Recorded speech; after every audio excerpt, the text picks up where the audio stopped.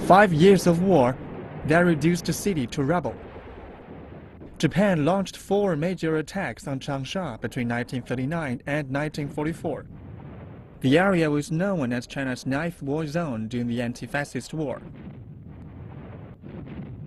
The world's longest and largest battles occurred here, and more than 230,000 soldiers from both sides died. 70 years on, signs of the war are difficult to find at one of the key battlefields known as WWII Mountain.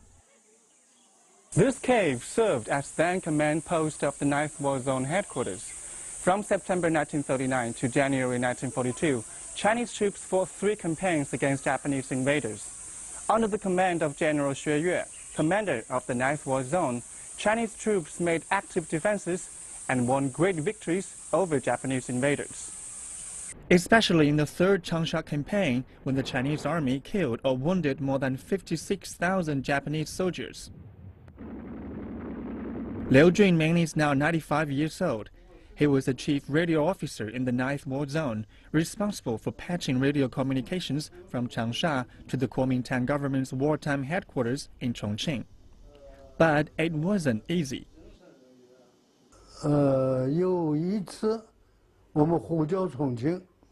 The Japanese once managed to receive our messages from Chongqing by disguising themselves as Chinese radio operators. They wanted to cut the connection between our rear and our front line. Soon we noticed their trick, but kept sending them fake messages to fool them and to prevent them from causing more radio disturbances. After the fall of major cities in central and South China to Japan, only Changsha stood in Japan's way of getting to southwest China. Defending the city meant putting up barriers leading to it. 40 kilometers to the north of Changsha is Yingzhou Mountain, another major battlefield. 7 decades later, one can still see the trenches and fortifications Chinese troops used during the war. HUANG was a military police officer in Chongqing, but he found himself caught on the mountain during an attack. After the second Changsha campaign, the city was severely damaged, so our commander sent us to Changsha to assist the damage evaluation team and keep order at the same time. My home was here, so I took 1 day off to see my family. But the third Changsha battle started on my arrival. HUANG joined the 20th Corps of the Chinese army that was stationed on the mountain to cut off the enemy's retreat and logistical supplies. This is where the command of the Kuomintang Army's 20th Corps was stationed, but now nothing remains. Standing on what's left of the cornerstones and overlooking one of the most important transport corridors of Hunan Province, it's not difficult to understand why building defenses here on the mountain was strategically important and why the battles back then were extraordinarily fierce and brutal. The mountain holds the only pass to the Japanese military base in North Hunan. The Japanese army failed again in its 3rd attempt to occupy Changsha on February 4, 1942.